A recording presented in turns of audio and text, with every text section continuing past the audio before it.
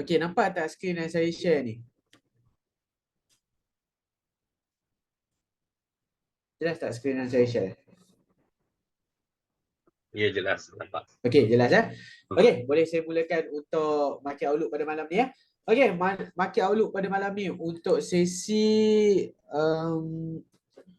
2 Oktober tahun 2023. Jadi apa yang kita akan lihat malam ni adalah kita nak melihat untuk dari segi fundamental analysis dan juga technical analysis. Okey.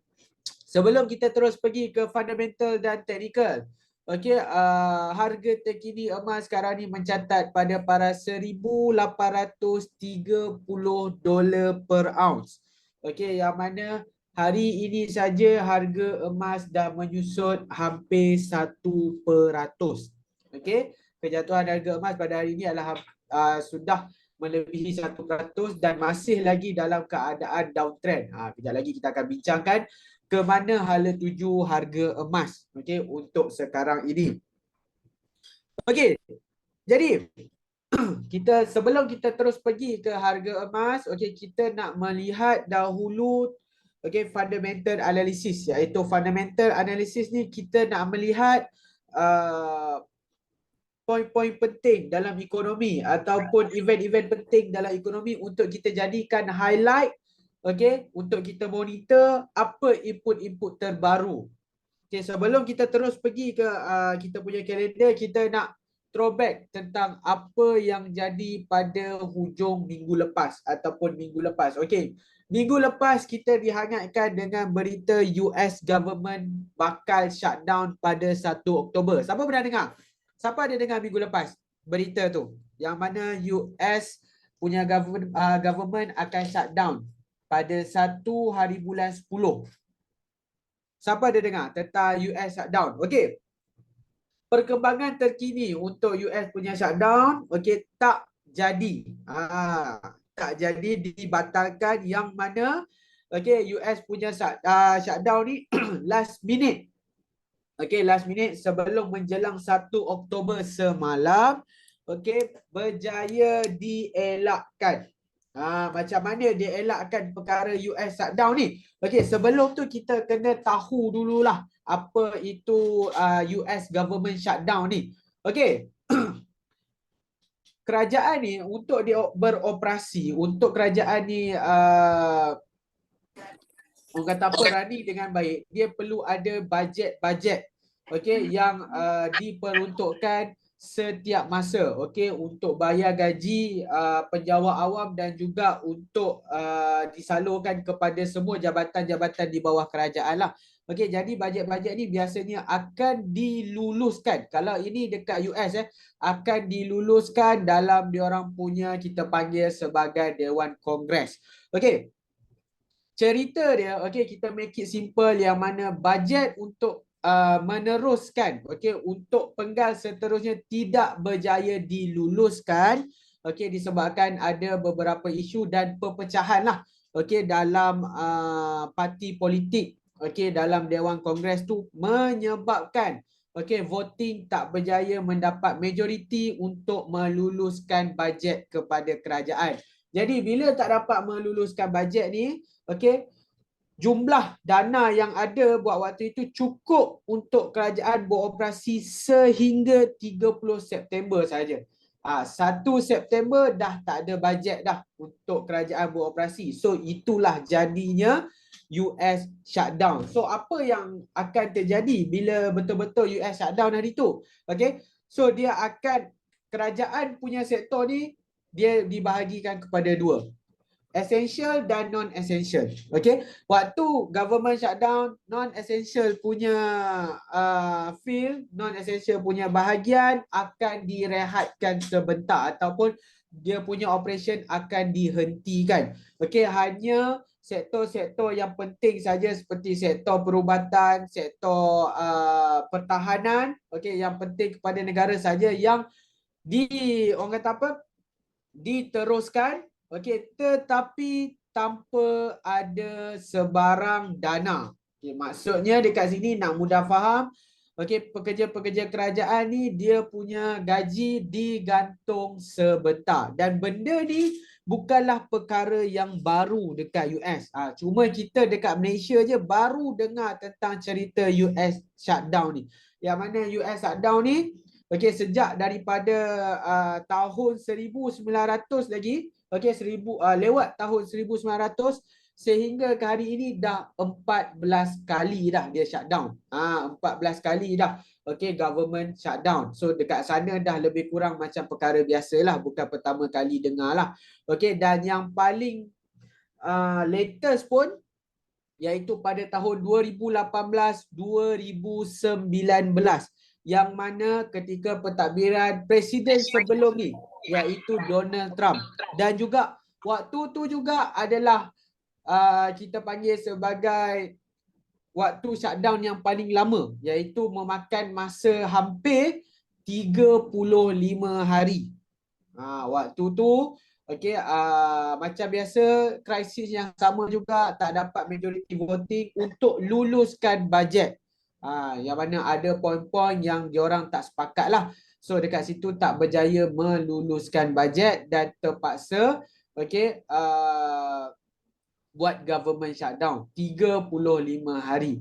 Jadi untuk sesi yang lepas punya shutdown, dia tak memberi impact yang besar sangat kepada ekonomi Amerika itu sendiri. Sebab apa? Sebab macam saya katakan tadi, okay, sektor-sektor penting dalam kerajaan masih lagi berjalan seperti biasa tetapi tanpa dana, dan sektor-sektor yang kurang penting direhatkan sebentar. Dan ini bukan perkara yang orang kata apa pertama kali terjadilah. So dia memang dekat sana dan memang ada preparation. Okay, so dia memang tak bagi impact yang besar sangat pada waktu tu, walaupun shutdown hampir 35 hari, tak ada impact yang besar sangat kepada ekonomi. Kalau lihat indeks dolar pada waktu tu pun memang dia merosot tetapi tak banyak. Taklah sampai katakan dolar ni crash, tidak. Okay.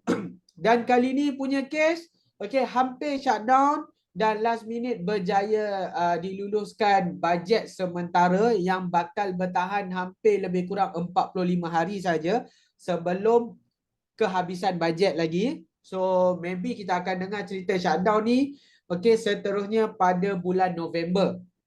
Kalau katakan masih lagi tak dapat majority voting untuk luluskan bajet yang besar, maybe pada bulan November kita dengar lagi lah drama tentang US shutdown ni. Jadi buat masa sekarang ni kerajaan US tak, orang kata apa, tak jadi shutdown.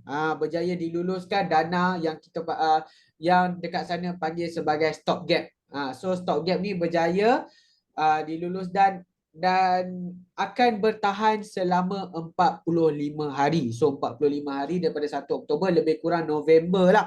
Okey, barulah bajet tu akan habis. Dan ada juga analisis pasaran menyatakan bahawa kemungkinan bulan November, okey, kalau tak berjaya lagi dapat majority voting, barulah kita akan dengar lagi cerita tentang US shutdown ni. Jadi minggu lepas pun dah banyak dah, okey, riuh tentang pembuka awal pada minggu ini. Okey, USD akan crash disebabkan kerajaan US jatuh, kerajaan US ditutup. Dan menyebabkan USD crash. So kalau kita tengok, okay, kalau kita keep up to date, okay, perkara tersebut tak jadi, okay, ditangguhkan, okay, kepada 45 hari yang akan datang. Dan hari ini pun indeks dolar kekal mengukuh macam minggu lepas. Dolar tak jadi untuk melemahkan disebabkan tidak berjaya shutdown ni. Dan kalau ikut daripada saya punya pemerhatian untuk pasaran Amerika ni, kalau jadi shutdown pun kemungkinan besar dolar tak terganggu sangat. Okay, kemungkinan besar hari ini pun kita masih lagi nampak US dollar untuk kekal mengukuh. Sebab apa? Sebab US dollar mengukuh sekarang ni adalah disebabkan, okay, minggu lepas punya, okey, ataupun 2 minggu lepas punya news, iaitu berkenaan interest rate dan juga data-data pasaran yang sangat mengukuh.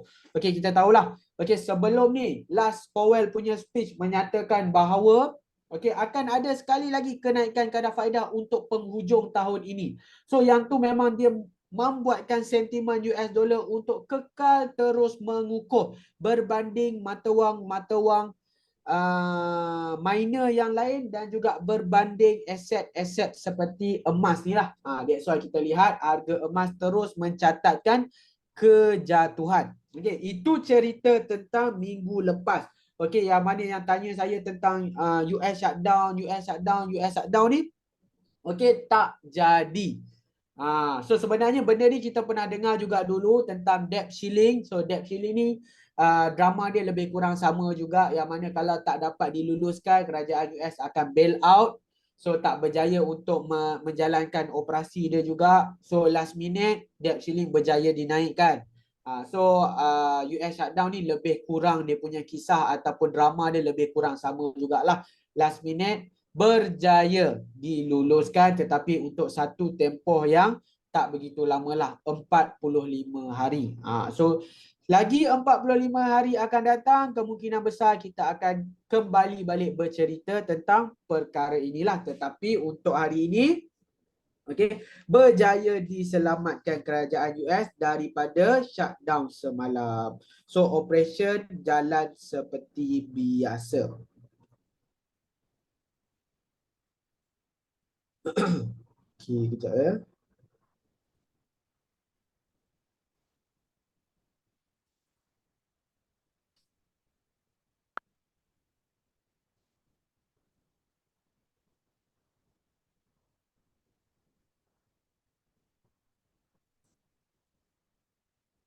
Lima belas September.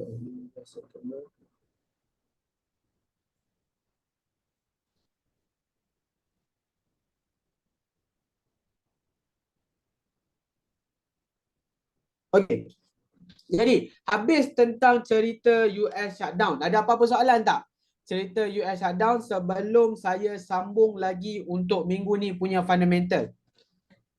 Ada soalan tak untuk US shutdown? Okey, kalau ada soalan, you boleh tanya. Okey, dekat ruang chat box tu nanti saya akan baca. Okey, kita nak terus sambung untuk minggu ni punya kalender.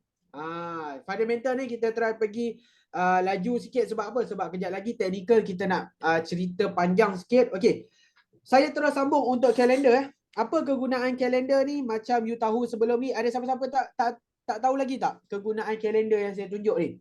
Okey, ini adalah kalender ekonomi yang mana saya dah preset dia untuk pasaran Amerika. Iaitu kita tengok news-news untuk US dollar sahaja.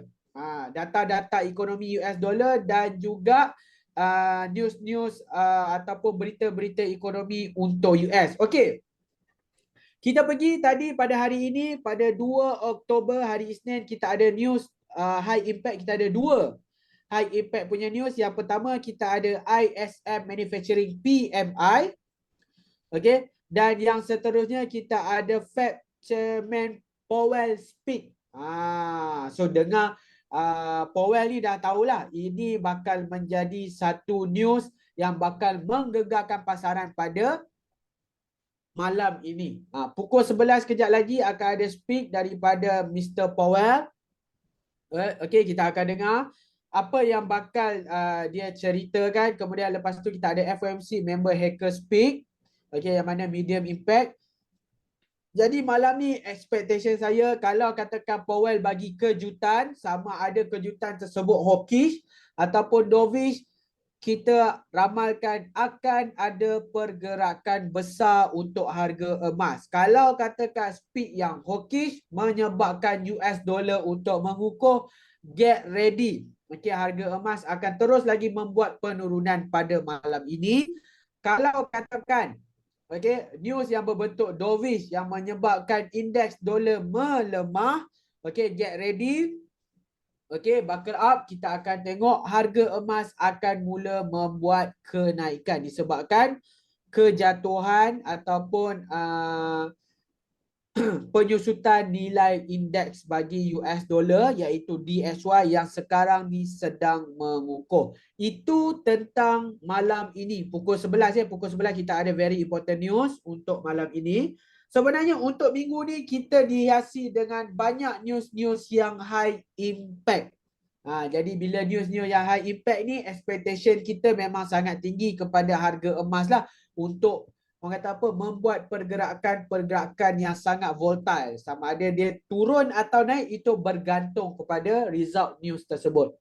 Okey, kemudian kita ada pada hari Selasa. Tengok dekat sini Hari Selasa esok 3 Oktober kita ada job opening. Okey, job opening punya news pada pukul 10 malam juga. Ini waktu Malaysia Okey, yang ni saya dah setting untuk waktu Malaysia. Jadi jangan risau, pukul 10 malam esok. Yang mana dekat sini fokus meningkat daripada 8.83 juta meningkat kepada 8.85 juta. Okey. Kemudian terus pergi kepada hari Rabu 4 Oktober. 4 Oktober pada pukul 8 suku. Okey, pukul 8.15 PM kita ada satu news yang nama dia ADP. Boleh nampak dekat sini kan? News ADP. So ADP ni macam yang saya pernah bagi tahu sebelum ni, ini merupakan satu news yang mana trader ataupun analis boleh jadikan dia sebagai indikator ataupun first signal kepada upcoming result bagi NFP, iaitu rujukan lah. So dekat sini kita nampak forecasting akan menyusut daripada 177 susut kepada 155. Kalau katakan keluar seperti apa yang diramalkan, indeks dolar akan melemah. Okey, itu tentang hari Rabu. Kita terus pergi. Okay. Tak lupa juga untuk ISM Service PMI, iaitu data perkhidmatan di US juga mencatatkan penurunan. Okey, itu hari Rabu. Kita terus carry on kepada hari Khamis. Hari Khamis kita ada unemployment claim. Okey. Bacaan untuk unemployment claim sebelum ni, kalau kita dapat lihat rekod, bacaan dia adalah bacaan yang positif yang menyebabkan US dollar untuk mengukuh. Kalau dekat sini kita tak dapat lagi untuk fokus. Kemungkinan esok ataupun lusa kita akan dapat fokus lah untuk bacaan unemployment claim ni. Yang mana kalau nilai dia makin menurun, bermaksud makin positif lah data pekerjaan Amerika. Jadi akan menyebabkan dolar ni untuk terus mengukuh. Okey, habis tentang 5 Oktober, pergi pula pada hari Jumaat, iaitu main event kita pada minggu ini. Macam biasa, setiap bulan minggu pertama kita akan ada temu janji dengan NFP, iaitu pada hari Jumaat. Apa itu NFP? Okey, NFP. Okey, NFP ni merupakan singkatan bagi Non-Farm Payroll. Apa itu Non-Farm Payroll? Non-Farm Payroll ni merupakan satu news ataupun satu berita ataupun satu data ekonomi yang memberi review secara menyeluruh pasaran pekerjaan. Okey, pasaran pekerjaan. Ingat NFP, ingat tentang kerja. Yang mana dia terbahagi kepada 3. Yang pertama, average hourly earning. Apa itu average hourly earning? Average hourly earning ni senang saja you nak faham, income ataupun pendapatan. Okey, itu average hourly earning. Kemudian non-farm employment change. Okey, non-farm employment change ni apa maksud dia? Pekerjaan. Okey, peluang pekerjaan yang ada. Okey. Kemudian unemployment rate. Apa itu unemployment rate?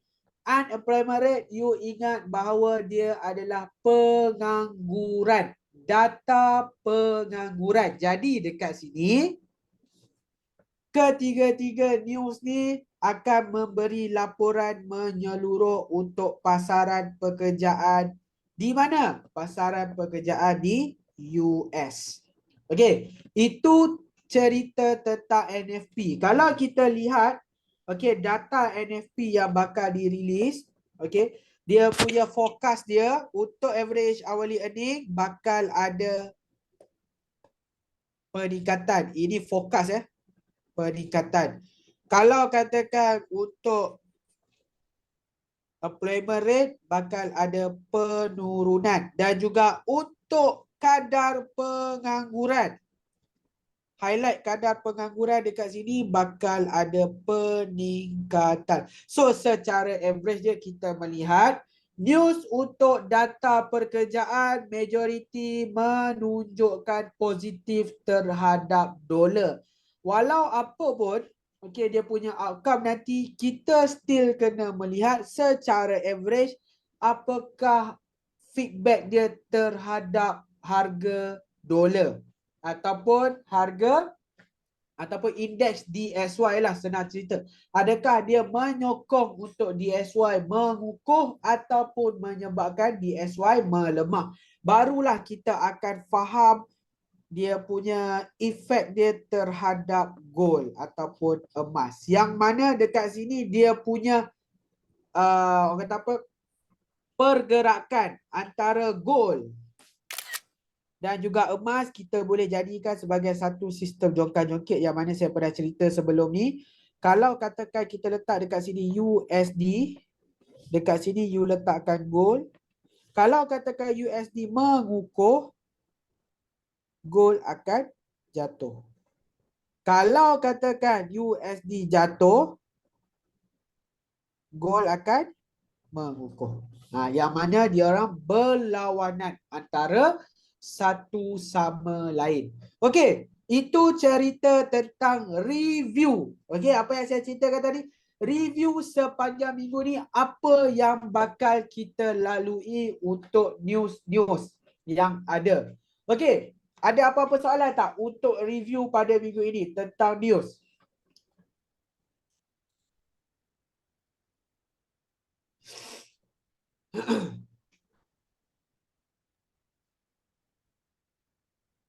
Jadi Mr. Naik, kalau tengok pada malam ni dijangka akan terjun lagi lah. Okey, kalau lihat pada malam ni memang sangat bearish punya movement. Memang kita predict memang ada pergerakan-pergerakan penurunan lagi yang bakal kita lihat untuk harga emas ni. Okey, dan juga ditambah lagi kejap lagi kurang daripada kita katakan kurang daripada 30 minit. Okey, daripada sekarang ni kita akan ada satu news yang kita tengok tadi, iaitu Powell punya speech. Okey, Mr. Powell akan speech. Okey, siapa Mr. Powell ni? Buat mana yang tak kenal lagi Mr. Powell, dia adalah merupakan karakter yang terpenting dalam kata apa, sistem ekonomi Amerika. Sebab apa? Sebab jawatan yang dia pegang. Okey, Powell merupakan chairman kepada Bank Pusat. Kalau dekat Malaysia ni dia punya jawatan lebih kurang macam Gubernur Bank Negara lah. So dekat sini dia punya speech memang sangat penting kepada ekonomi Amerika dan juga pergerakan mata wang US dollar. Memang dia akan memberi pengaruh kepada pergerakan mata wang. Sebab pelabur-pelabur dan juga orang kata apa, pemain-pemain pasaran antarabangsa memang akan bagi tumpuan kepada speech Powell ni untuk keep update. Okey, apa lagi perkembangan daripada Bank Pusat untuk mata wang dolar. Okey.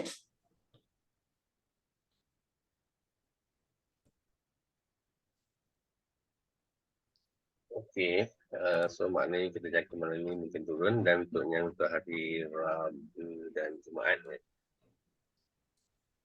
Ya, betul. Untuk hari Jumaat kita akan ada NFP. NFP akan bergantung kepada result data dia. Apa orang kata apa, forecast awal menunjukkan average terhadap data yang dikeluarkan adalah menyokong ke arah USD untuk positif macam tu. Okey, faham tak? Okey, terima kasih. Faham tu. Okey, sama-sama. Chat Okey, daripada Puan Raini. ada soalan kan? Fokus lebih rendah daripada previous performance. So ada kena GST down ke? Okey, fokus lebih rendah daripada previous performance. Okey, forecast ini merupakan unjuran, data unjuran. Okey, forecast tidak melibatkan sebarang real data ataupun pengiraan sebenar. Okey, forecast ataupun unjuran ni dibuat daripada momentum data yang lepas dan juga review-review daripada data-data yang berkaitan, okey, tentang news tersebut. Jadi forecast ni selalunya dia tak efek pasaran. Yang akan efek pasaran adalah okey, kiraan data actual, iaitu data semasa yang dibandingkan dengan data previous, iaitu data pada sesi yang lepas. Contohnya, okey, kita lihat pada manufacturing PMI. Kalau lihat dekat sini, okey, ni adalah news manufacturing PMI. Saya highlight dulu dia punya data. Ya, ni saya dah color dari punya data. Okey, yang paling kanan ini merupakan orang kata apa, previous. Okey, ini merupakan data yang lepas. Ini adalah data ramalan, iaitu forecast, dan juga ini adalah data sebenar. Okey, iaitu data sebenar untuk report pada bulan ini. Jadi, dia punya sistem analisis dia yang orang kata apa, bagi saya yang paling tepat untuk kita menilai impact dia terhadap instrumen, iaitu instrumen dolar dan juga instrumen gold, adalah kita tak nilaikan actual dengan previous, ataupun kita tak nilaikan bukan previous, sorry, forecast, ataupun kita tak nilaikan forecast dengan actual. Tidak. Kita sebenarnya buat penilaian actual dengan previous. That's why kita kena tunggu untuk news tersebut release baru kita boleh monitor. Okay, apa dia punya actual data dan kita bandingkan dengan previous. Dan juga, adakah setiap kali actual data dikeluarkan kurang daripada previous?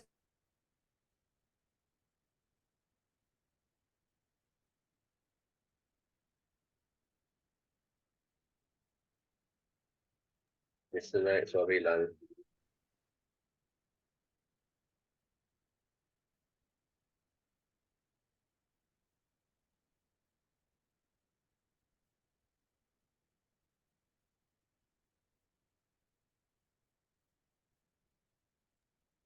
Suara tak ada, Mr. Naik.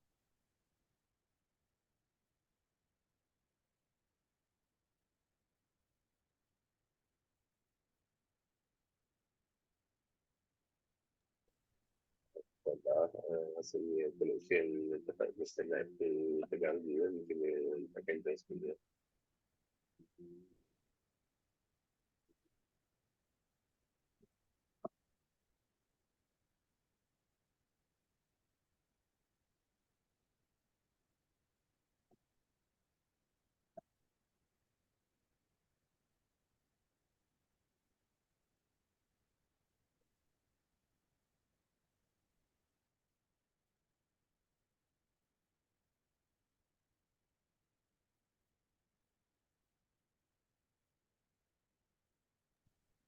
Kita tunggu sebentar. Saya sedang cuba join balik sebentar. Sementara tu kalau ada apa-apa persoalan atau pertanyaan boleh kemukakan dalam chat.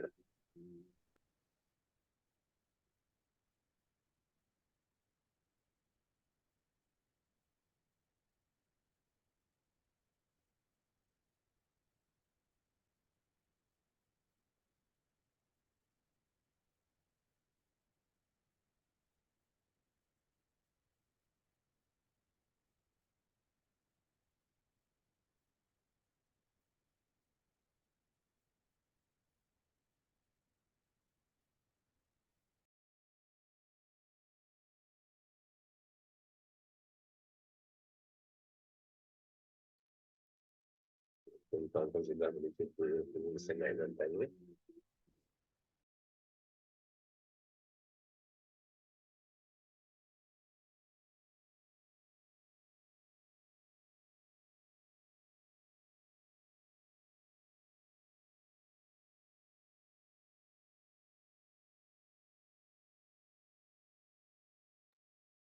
ramai yang nanti ni kena kita terus berhentikan sambil setengah ini.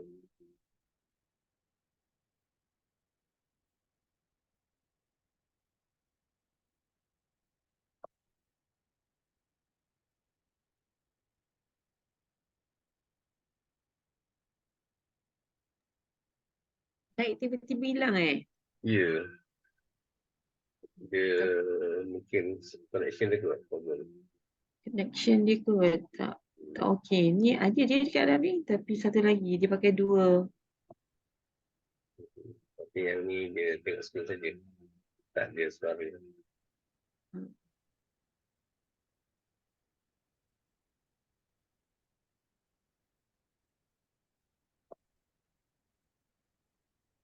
Okay, kita mungkin bagi few minutes untuk naik masuk balik. Okay. Naik dah masuk dah kot. Naik. Dia dah. Okay, masa naik. Test 1, 2, 3. Okay, boleh dengar.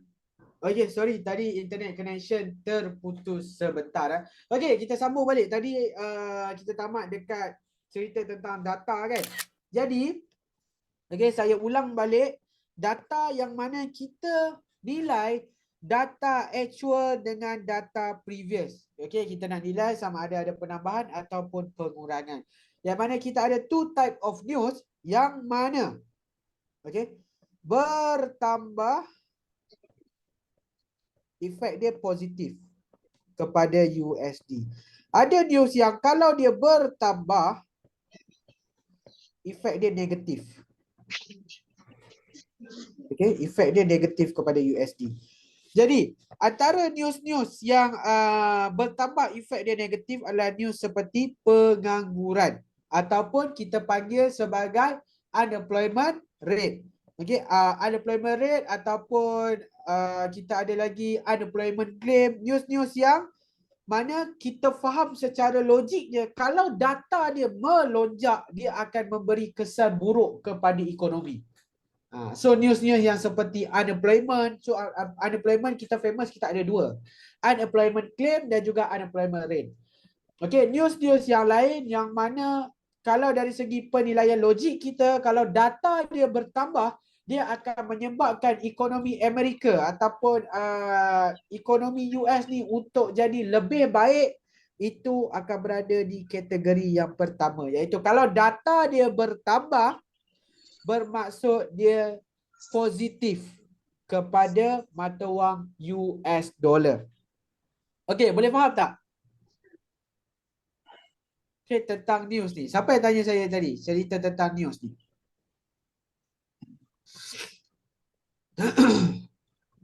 Okey, faham Okay, dah faham lah. Okey, kemudian ada soalan daripada Tengku tadi. Adakah terus turun di jangka 1800 1615? Ya, terus turun. Okey, sehingga di kawasan yang kita predikkan. Okey, tak ada perubahan. Kita masih lagi stick to the plan walaupun sekarang ni harga dah hampir-hampir dah. 1828 harga semasa. Okey, kita masih lagi, okey, zone kita tak berubah. Masih lagi kita, orang kata apa, yakin harga boleh turun ataupun mampu untuk turun ke paras 1800. Kalau tengok tu baki penurunan untuk mencecah pada level 1800 tak jauh sangat, lebih kurang 1.4% macam tu, yang mana masuk di kawasan 1800 bukanlah point ataupun level yang akan memantulkan harga lagi sebab kawasan dia besar. 1800 sehingga 1615. Okey, bila masuk dekat di zone, kita akan precisekan lagi. Saya sendiri akan precisekan lagi dekat zone yang mana. Maybe saya akan buat highlight zone yang lebih kecil.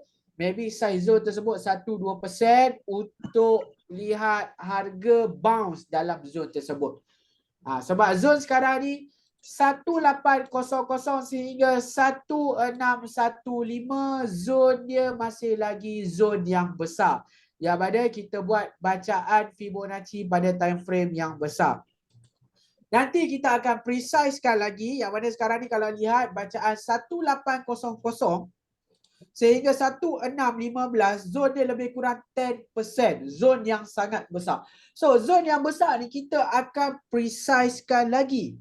Jadi dekat sini yang mana yang sebelum difaham, okey, 1800 okey adalah point terbaik untuk membeli GAE. Okey, kefahaman anda tak tepat. Okey, yang mana yang sebetulnya 1800 bukanlah point untuk membeli. Tapi 1800 merupakan starting zone untuk kita predik bakal ada retracement ataupun harga bakal bounce nanti. Dia tak akan bounce pada 1800. Okey, ada kemungkinan untuk bounce pada 1800 tapi high probability harga akan turun lebih rendah lagi daripada 1800 dan mencari level di dalam zon tersebut. Nanti saya akan cerita lebih mendalam lagi tentang level-level tersebut. Okey, jadi dekat sini you jangan faham bahawa 1800 adalah buy point. Bukan, dia bukan buy point. Tetapi merupakan level starting untuk buy zone. Yang mana buy zone nanti kita akan precisekan lagi. Okey, sekarang ni belum precise lagi, kita akan precise lagi. Okey, kemungkinan. Okey, data awal yang saya nampak kemungkinan area dia pada 1700 baru kita akan finalize. Okey, around 1700 lebih lah. Baru kita akan dapat zone untuk finalize. Okey, sama ada dia bakal jadi retracement zone atau tidak. Buat masa sekarang ni 1800 bukanlah bouncing level. Sebab ada yang tanya, adakah 1800 kemudian harga bounce? Okey. Pada yang tak faham apa yang saya maksudkan, okey. Ramai yang sebelum ni dia beranggapan bahawa okey, katakan ini adalah garis harga bagi 1800 USD per ounce. Ramai yang beranggapan bahawa bila harga sentuh this level, harga akan naik. Okay, kefahaman kebanyakan sebelum ni. Okay, yang mana sebenarnya benda ni adalah salah. 1800 hingga satu lagi level yang you lupa bahawa saya sebut adalah 1615 iaitu USD per ounce merupakan satu zon. Zon ni maksud dia adalah kawasan. Ataupun tak faham kawasan, area. Tak faham area, dia adalah zon. Bermaksud dekat sini, bila kita ada zon, bila ada kawasan, kefahaman kita adalah harga akan masuk at this area. Baru dia akan bounce back. Yang mana level untuk bounce back ni, okay, level yang untuk bounce back ni saya bulatkan, bulatan hijau. Okay, bulatan hijau ni. Level ni yang sedang kita cari. Okay, yang sedang saya cari. Level ni yang saya sedang cari. Saya cari. Dan once saya find out this level dengan bacaan-bacaan Fibonacci dan orang kata apa, price action, then baru saya akan bagi this is final buy zone. Ini belum lagi final. Ini kita ibaratkan seperti draft. Faham tak tentang draft? Draft tu projection awal kita. Yang mana bila harga dah masuk dekat zone yang kita draft ni, baru kita akan detailkan lagi pergerakan harga. Okey, yang boleh faham tak dalam ni? Tentang apa yang saya maksudkan? Ataupun you tak faham satu pun yang saya maksudkan? Faham atau tidak? Okey, harga dia takkan retrace macam ni, iaitu sentuh 1800 naik. You jangan faham macam tu. Kalau katakan sentuh 1800 naik, tiba-tiba price break that level, you dah, orang kata apa, you dah keliru. Okey, jangan jadikan 1800 tu sebagai level, tapi jadikan dia sebagai starting zone. Yang mana maybe ada kemungkinan, tapi probability dia sangat kecil. Yang mana dia sentuh 1800 bounce, dan kemungkinan besar dia sentuh 1800 dan dia tembus ke bawah. So bila dia tembus ke bawah lebih rendah daripada 1800, iaitu masuk ke area 17 sekian-sekian, you jangan terkejut. Yang mana memang kita jangkakan harga boleh sampai di 17 sekian-sekian.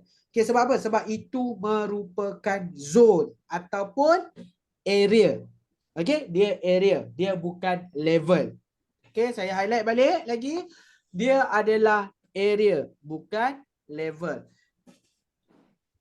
Boleh jadi naik dulu tak sebelum turun 1800? Boleh? Kejap lagi saya akan ceritakan probability kalau dia naik sebelum 1800. Okey. Kita jangkakan akan ada kenaikan. Okey, akan ada kenaikan sebelum 1800, yang mana kenaikan tersebut kemungkinan bersifat retracement. Kejap lagi saya akan cerita retracement tu berapa jauh, possibility dia macam mana, sesuai atau tidak untuk GAE.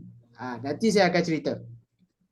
Betul tu, sebab saya pun beli masa 60 USD, habis dah harap naik sekejap. Okey, faham. Okey, mantap kalau faham. Okey, ada apa-apa soalan?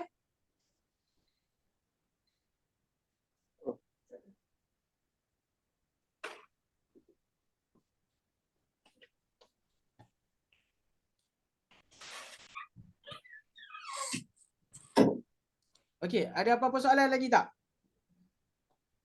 Sebelum saya nak sambung lagi.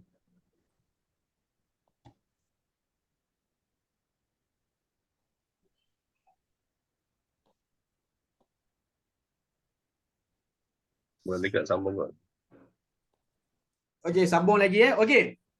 Itu tentang fundamental pada malam ni. Nak cerita highlight kita tentang US shutdown. Sebab ramai yang tak faham tentang US shutdown. US shutdown ni boleh dikatakan sebenarnya perkara yang biasa untuk kerajaan US ni shutdown. Okey, bila katakan di level Dewan Kongres, okey, dia orang tak berjaya mendapat majoriti untuk meluluskan bajet bagi kerajaan. So operasi kerajaan akan digantung sekejap, yang kita panggil sebagai US shutdown. Okey, benda ni macam saya katakan tadi dah lebih daripada 10 kali dah berlaku. So dia bukan perkara yang baru. If untuk layering, kita hold dulu ke? If untuk layering starting at what zone? Dekat level mana yang nak starting tu?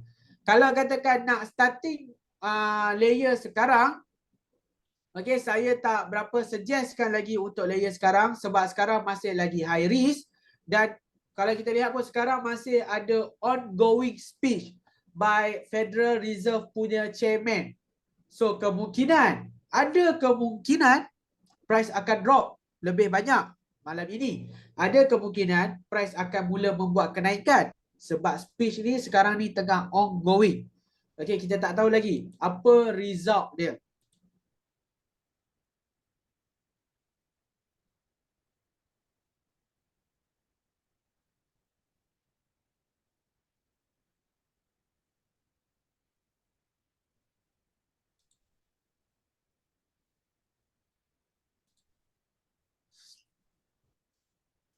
Okey, faham Okey.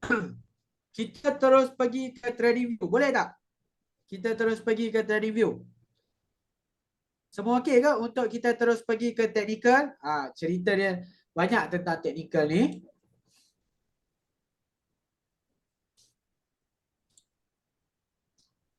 Okey, boleh untuk pergi ke technical.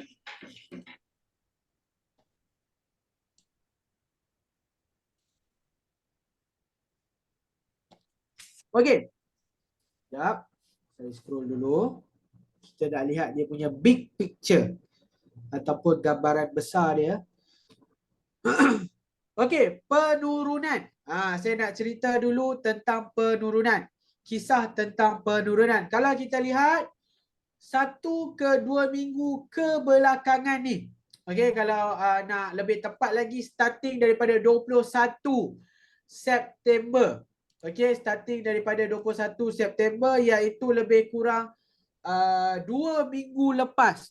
Okey, kita lihat harga emas ni starting untuk membuat penurunan yang agresif. Okey, yang mana sebelum ni kita nampak harga emas berada sekian lama pada level 1900. Tiba-tiba dalam masa kurang daripada 2 minggu. Okey, harga emas berjaya membuat penurunan daripada level 1900 terus jatuh ke paras 1800 yang mana penurunan hampir jarak penurunan tu hampir 6%. Ingat jarak penurunan hampir 6%. Itu penurunan. Okey, apa penyebab penurunan yang sangat agresif ni? Okey, kalau nak diceritakan dari segi fundamental, tadi saya dah terangkan sedikit sebanyak, iaitu cerita dia tentang pengukuhan US dollar disebabkan dasar yang bakal dijalankan oleh Federal Reserve untuk tahun ni merupakan satu dasar yang menyokong kepada pengukuhan US dollar, iaitu kita predik akan berlakunya sekali lagi kenaikan kadar faedah. Jadi ini menyebabkan US dollar untuk mengukuh. Sentimen dia. Itu cerita dari segi fundamental. Kalau cerita dia dari segi technical, yang mana harga emas sekarang ni dah memasuki fasa ataupun phase fasa wave C. Fasa wave C ataupun phase bagi wave C. Apa ini wave C? Ada yang tanya, apa itu wave C? Okey, ni highlight wave C. Wave C jauh lagi ke bawah. Okey. Harga tu akan still lagi turun dan pergi ke wave C. Apa itu wave C? Okey, cerita dia harga emas sekarang ni dia dalam satu perjalanan downtrend. Perjalanan downtrend. You faham tentang perjalanan downtrend, iaitu dia punya road ataupun dia punya journey sekarang ni sedang membuat penurunan, yang mana penurunan ni adalah satu penurunan yang besar selepas berlakunya kenaikan yang besar. Ingat lagi tak? Kenaikan yang berlaku pada tahun lepas sehingga ke pertengahan tahun ini yang dia punya value hampir 28% kenaikan harga. Jadi penurunan ini cerita dia adalah penurunan correction untuk value ni. Yang mana awalnya kita predik value dia akan lebih kurang. Bukan lebih kurang lah. Lebih daripada 14%. Maksudnya harga akan jatuh lebih daripada 14%. Itu jangkaan kita. Dan penurunan ni takkan komplit dalam masa yang singkat. Dia akan makan masa berbulan-bulan. Jadi, kalau kita lihat balik, sehingga ke hari ini, penurunan tu dah makan masa hampir berapa lama? Starting daripada bulan Mei. Starting daripada bulan 5.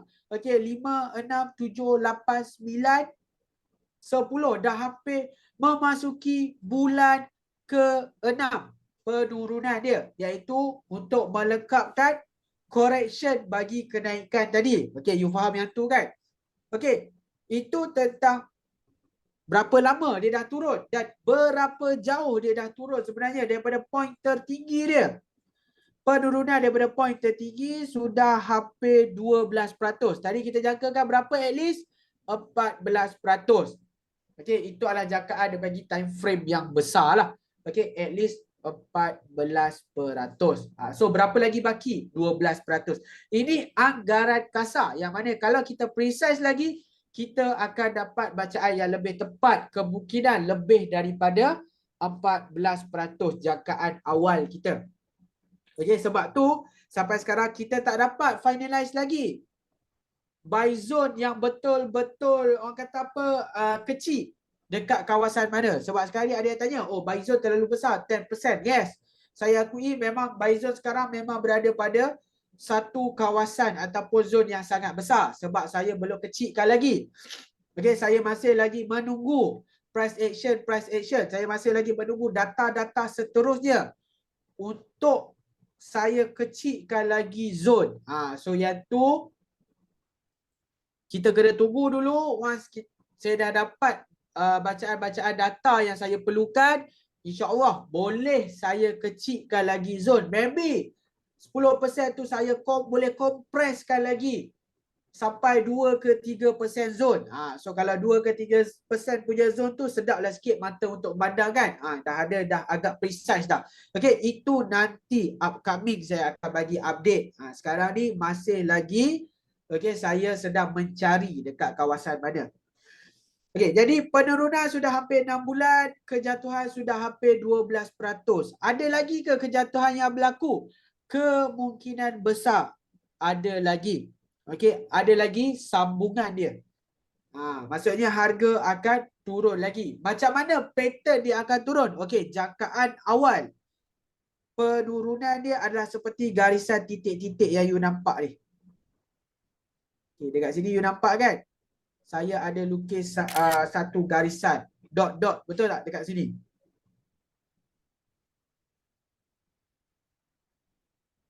Okey, nampak Ini adalah garisan dot-dot yang saya lukis.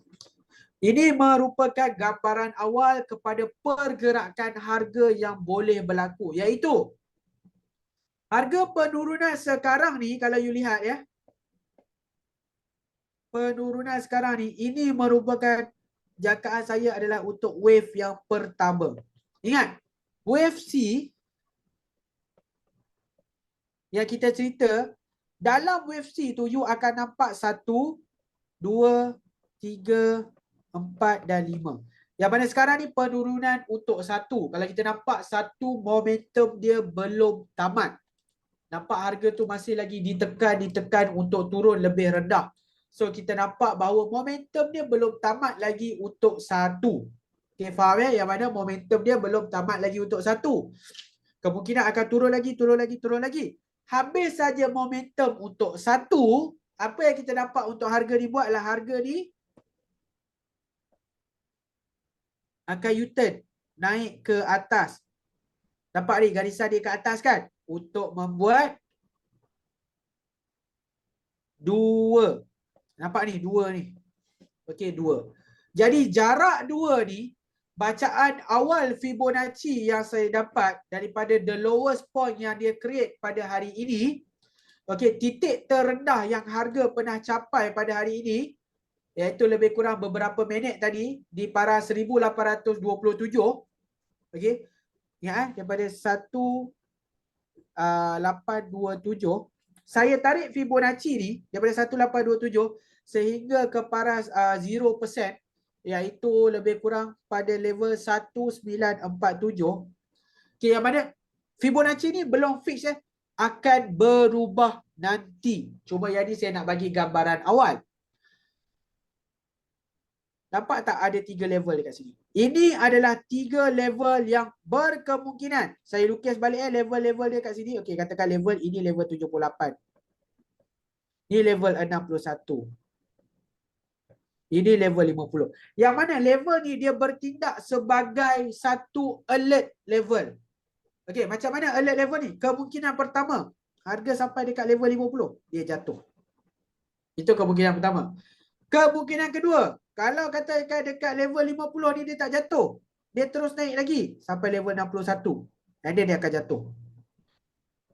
Kalau katakan dekat level 61 dia tak jatuh, okey, dia akan naik sehingga ke level seterusnya 78, baru dia akan jatuh. So ada 3 probability tempat retracement harga ataupun tempat harga yang tertinggi untuk wave 2 ni. Yang pertama sekali kita ada dekat sini. Okey, iaitu di paras 50. Kemudian di paras 61 dan paras 78. So dekat sini secara logiknya kita faham bahawa paras 50 ini adalah paras minimum untuk wave 2 dicapai. Kalau katakan wave 2 tu naik, okey, sekurang-kurangnya dia akan sampai pada level 50. Jadi level 50 pada harga sekarang ni, okey, iaitu sekarang ni 18.30 Daripada harga sekarang ni pergi ke level 50, jarak dia lebih kurang. Okay, saya tulis dekat sini jarak dia lebih kurang 3.11%. Sekarang ni punya harga jarak dia 3.11%. Okey, 3.11% ni naik lepas atau tidak spread? Lepas spread. Sorry Okey, lepas spread. Tetapi ngam-ngam. Betul-betul ngam-ngam. Lepas spread tu, betul-betul ngam-ngam dengan break even. Orang kata apa? Betul-betul atas pagar. So dekat sini, untuk kenaikan wave 2 ni, akan ada kenaikan harga lepas atau tidak spread, lepas tapi ngam-ngam. Betul-betul atas pagar. Tu kalau katakan retrace dekat level 50. Kalau katakan dekat level 61, okey, barulah 3.9. So 3.9 ni nampaklah sikit peluang untuk profit. Jadi dekat sini status bagi pembelian sekarang ni, kalau you target untuk terminate pada wave 2, status dia adalah status high risk. Okay, siapa ingat lagi saya ajar tentang capital control ni? High, medium dan low risk. Siapa ingat lagi? Ataupun sebelum ni tak pernah dengar lagi? Ni first time dengar. Siapa yang first time dengar? Ataupun dah pernah dengar sebelum ni?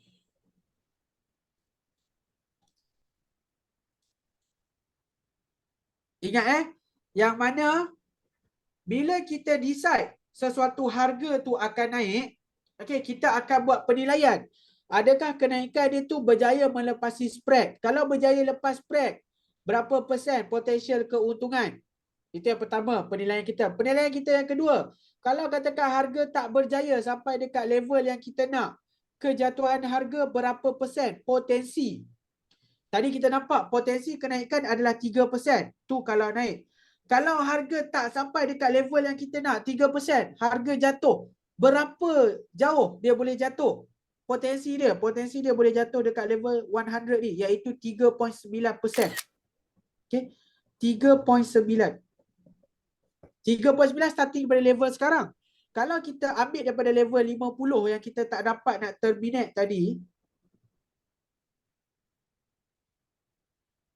okay, kejatuhan harga daripada level yang kita target sebenarnya pada jarak 6%. Tapi kita tak ambil 6% lah sebab kita punya buy point sekarang ni, okay, kita punya buy point adalah di kawasan sini. So sini tarik ke bawah adalah lebih kurang 3.9%. So nampak tak? Okay. Profit yang kita nampak tadi 3 point berapa? 3.11% potential profit. Floating.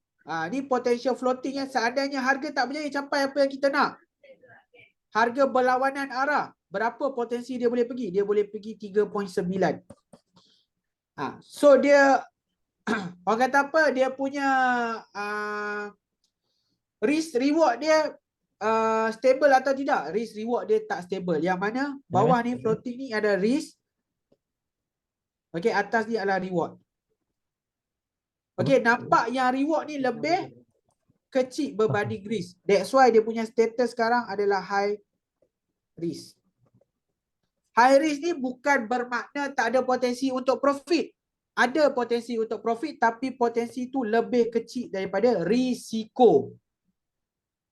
Okey? Yang bakal kita tanggung seandainya tak sampai dekat target area yang kita nak. That's why dia high risk. High risk ni dia punya karakteristik adalah risk over reward dan juga reward tersebut kecil. Itu adalah potensi-potensi untuk setup yang high risk. Jadi macam mana nak handle setup high risk ni kalau you nak entry sangat. Okey, cadangan dia untuk capital control. Apa maksud capital control ni? Berapa unit yang sesuai beli dekat high risk ni adalah Apa? okey, 1/5. Bukan 1/5 lah. Oh.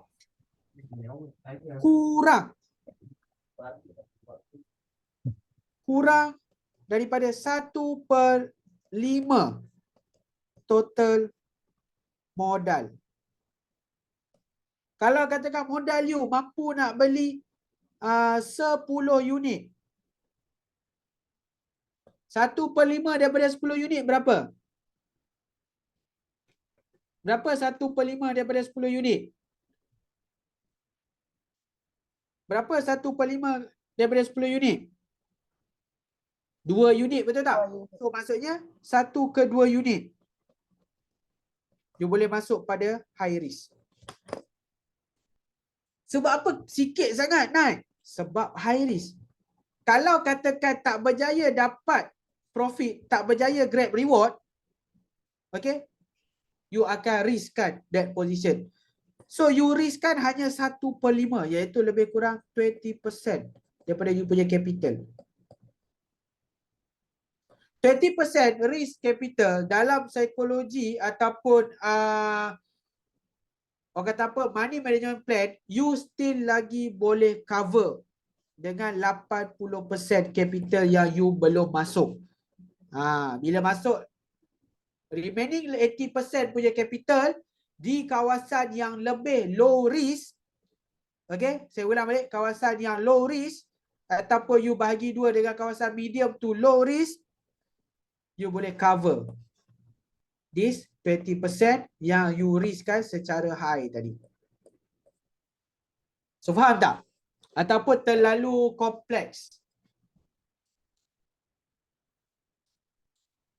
Ataupun bahasa paling mudah orang selalu bagi tahu, kalau katakan high risk punya position ni, masukkan orang kata apa, unit-unit untuk test market. Apa maksud unit test market tu? Maksudnya masuk 1 unit. Jangan masuk banyak-banyak. Okey, kalau ada modal 10 unit, masuk 1 unit test market. Kalau ada untung. Okey, yang mana untung pun tak berapa besar daripada jangkaan.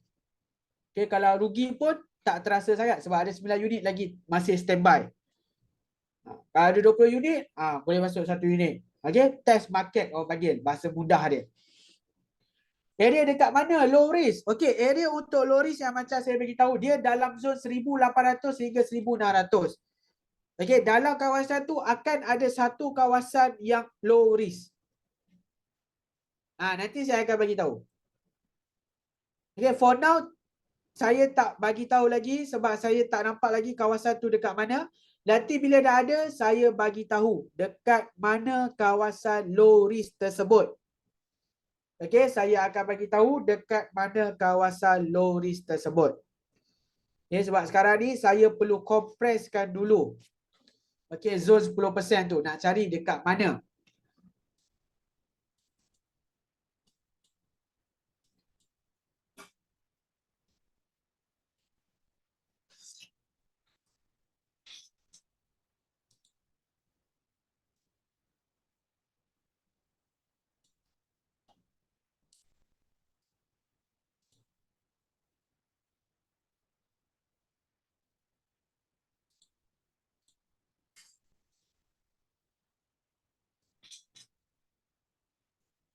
Okey, boleh faham tak cerita tentang high risk ni?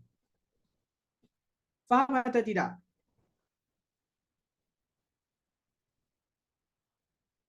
Faham tak tentang cerita high risk? Okey, faham. Okey, ada apa-apa pertanyaan tak tentang sekarang ni? Jadi sekarang ni siapa yang tanya tadi, okey, kalau beli GAE macam mana? Okey, dari segi pandangan teknikal saya, beli GAE sekarang berada, maksudnya you beli pada level yang high risk. Okey, level high risk tu tak untung, takkan untung ke Mr. Nai? Akan untung, tapi peluang ataupun potential ataupun probability untuk untung tersebut kecil berbanding dengan risiko yang you bakal tanggung sekiranya you tak dapat achieve level break even you. Itu maksud high risk. Bukan katakan high risk tak ada peluang langsung untuk untung. Tidak. Okey, ada peluang sebab jangkaan dari segi Fibonacci dia over 3%. Kalau katakan tak ada peluang untuk untung, itu bukan high risk. Itu kita panggil sebagai not valid punya setup. Setup yang kita tak consider langsung. Okey, jadi sekarang ni dia terpulang pada penilaian you. Okey, penilaian you untuk risk management you macam mana? Okey. Apa you punya planning untuk high risk? Tadi saya dah bagi cadangan untuk high risk. Okey, kalau rasa nak test market, boleh test 1 unit. Kalau rasa nak test market. Kalau katakan you memang target nak ada 1 unit je. Okey. So maybe you boleh hold dulu, monitor dulu. Okey, cari better zone yang dekat bawah. Zone yang lebih baik dekat bawah. Kalau dia 10 unit, dia punya modal 20 unit, dia bolehlah test market 1 unit. Okey.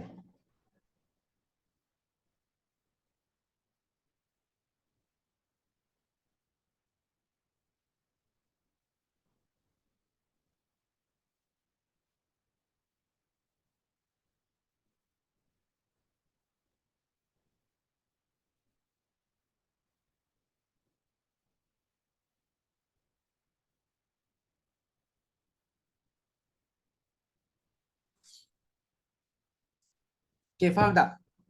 Ada apa-apa soalan? Okey, kalau lihat on price action for now, okey, kita nampak harga mula keluarkan candle-candle seperti pin bar. Okey, dan kita nak tengok candle ni. Kalau candle ni dia form as a pin bar, kemudian ada reversal. So maksudnya price dah get ready untuk naik bagi wave 2. Sekiranya dia dah create a pin bar. But kalau katakan price sekarang ni untuk 4 hour punya candle masih lagi solid, bearish punya candle, maksudnya harga akan turun lebih rendah lagi.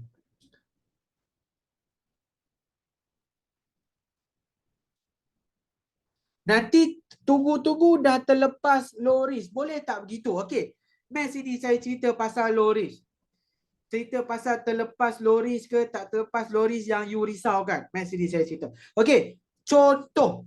Okey. Andai kata. Ni contoh ni belum zone low risk lagi. Andai kata nanti saya bagi tahu zone low risk adalah pada kawasan katakanlah.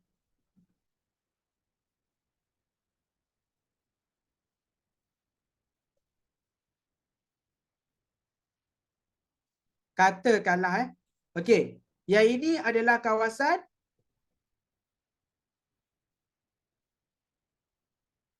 kotak merah ni. Katakanlah ni kawasan low risk. Andai kata ni nak cerita pasal terlepas peluang Okey. Kita buat sedikit simulation. Katakanlah harga tiba-tiba turun pergi kawasan low risk ni.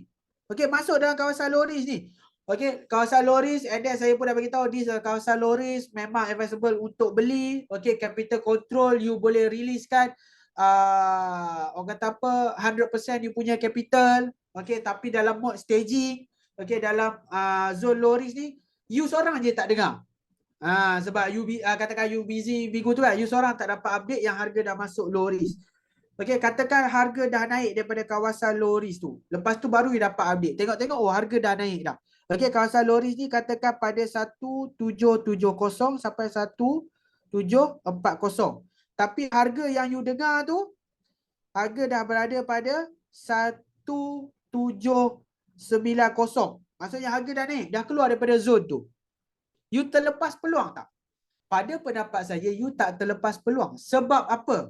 Sebab you kena ingat, this time punya analisis, if harga masuk dan berjaya buat retracement dekat zone yang kita target, kenaikan seterusnya, potensi kenaikan seterusnya, you kena ingat, at least 2100. Okay? Kalau sebelum ni, tahun lepas kita pernah cerita tentang benda ni, waktu tu potensi kenaikan adalah 14% daripada zone low risk yang kita highlightkan pada waktu tu, 14%. Yang terlepas zon 14% tu pun, waktu harga dah naik, meninggalkan zon tu, dia still lagi boleh beli.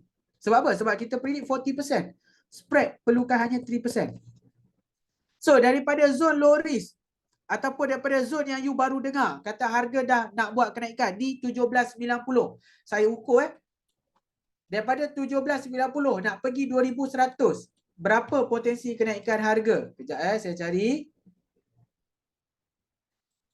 1790 nak pergi ke 2,100 adalah sebanyak 17%. Okay, 17% kenaikan harga. Tolak spread tinggal berapa? 14%. 14% darab 10 on GAE. Potensi ROI you adalah 140%. Dikira kasar. Adakah terlepas?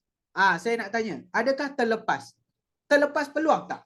Walaupun tak dapat berjaya beli dekat low risk, harga dah naik, tapi you beli juga, you terlepas tak peluang untuk untung?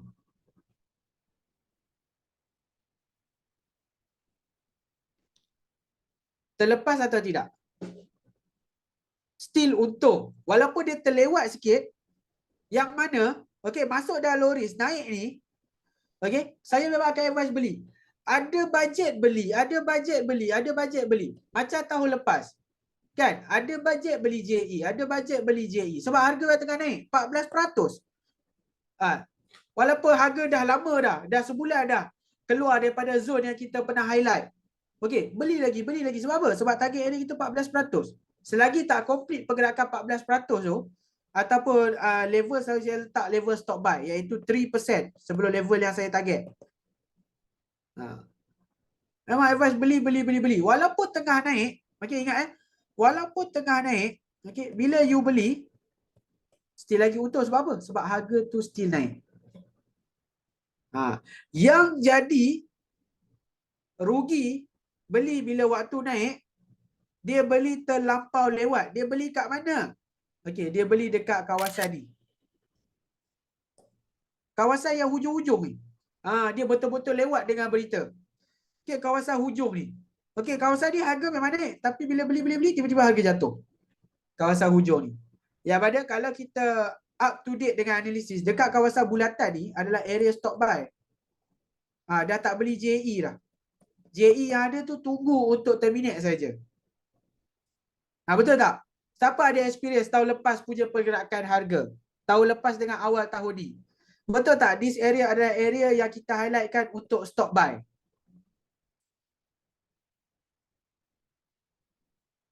Okay? Faham? Kena tunggu target low risk dulu baru kita start beli. Ya, betul tu. Yang mana kalau terlepas pun zon harga paling bawah, okay, bila harga tu naik, you still boleh beli. Sebab apa? Sebab kita target this upcoming pergerakan adalah 2,100. Berbanding kalau you beli kalau macam tu, kalau sekarang ni pun okey jugalah naik. Sebab nanti nak naik 2,100. Dia berbeza dengan cerita dia sekarang. Sebab apa? Sebab beza dia, yang pertama sekali beza dari segi management fee. Itu beza dia. Okay? Itu beza yang paling ketara. Yang pada kalau you beli sekarang adalah pada bulan Oktober. 2 hari bulan Oktober. Tiba-tiba harga masuk dekat low risk bulan November. Dah berapa dah? Sebulan selepas you beli. Okey? Yang mana level low risk tu bawah daripada you beli ni. You beli dekat sini. Lepas tu harga nak mendaki naik lagi, katakanlah plus lagi 2 bulan. Total berapa bulan? Total ada 3 bulan. Management fee yang you kena bayar. Beli dekat harga sekarang ni 1830. Tapi nanti bila harga dah lalu low risk, kemudian naik di 1830 juga you beli. Iaitu katakan 2 bulan selepas November, iaitu Disember dan Januari. Katakan Januari. Okey, Januari baru you beli. Harga sama juga 1800. Tapi beza dia, you punya management fee tak counting on Januari. Kalau you beli waktu penurunan, yang mana harga low risk punya zone pun masih lagi kita tak dapat nak finalize lagi, you punya management fee dah start. Okey, dikira. So faham tak dekat situ?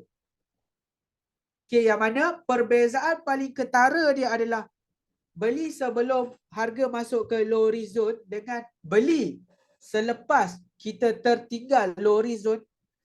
Perbezaan ketara dia adalah dari segi management fee. Okay, faham tak?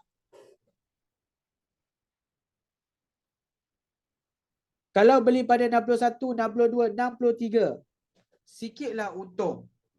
61, 62, 63, berapa gram? Kejap kalau gram ni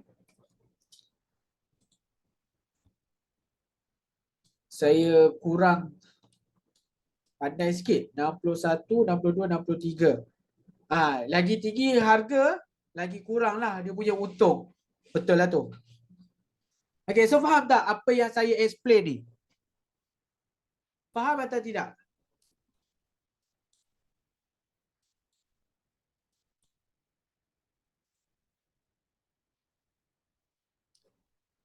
Okay, faham Ada apa-apa soalan lagi tak? Faham kan? Okay, dia punya cerita kan? Walaupun beli pada harga yang sama, katakan you beli hari ni 18.30. And then harga turun. Lepas tu harga berjaya naik balik. 3 bulan yang akan datang pada 18.30. Kawan you beli. Okay? And then katakan sama-sama terminate pada paras harga pada paras harga berapa? Pada paras harga kejap. Let's say sama-sama terminate pada paras harga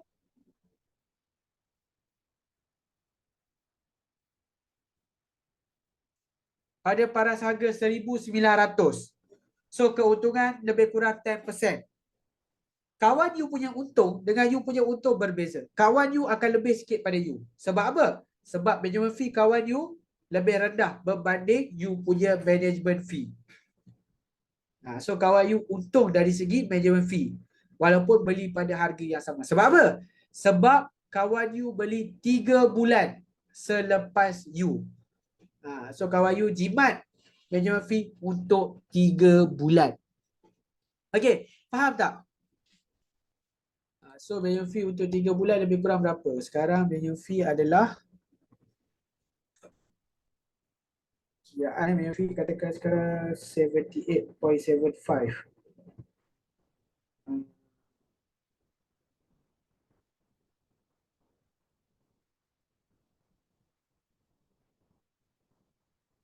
Jimatlah RM92, lebih kurang RM90 macam tu.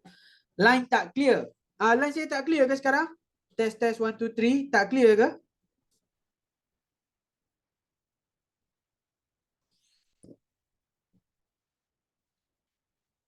Okay, clear tak? Faham atau tidak apa yang saya ceritakan? Okay, clear kan?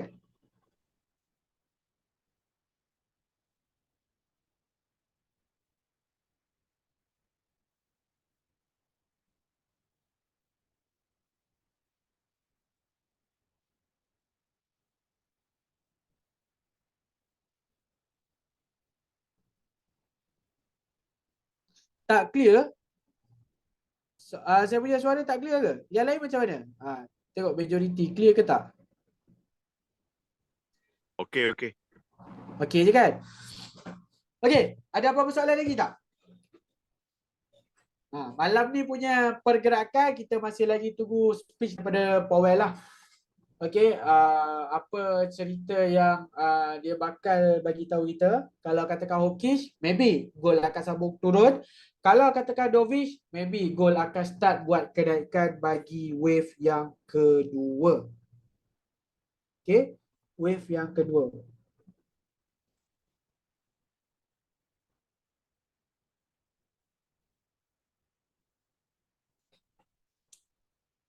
Okey, untuk wave yang kedua.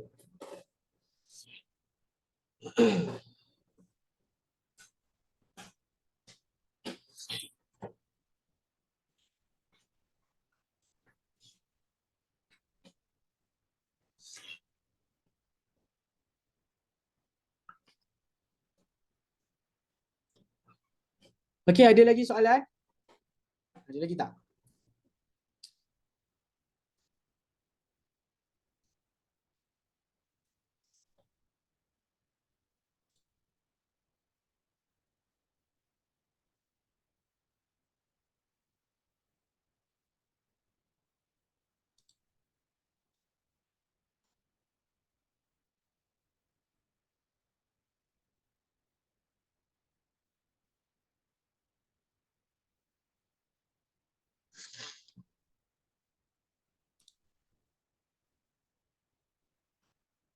Okey, tak ada soalan Okey, seandainya tak ada soalan, saya rasa tamatlah kot sampai sini sesi Maki Outlook kita pada malam ni.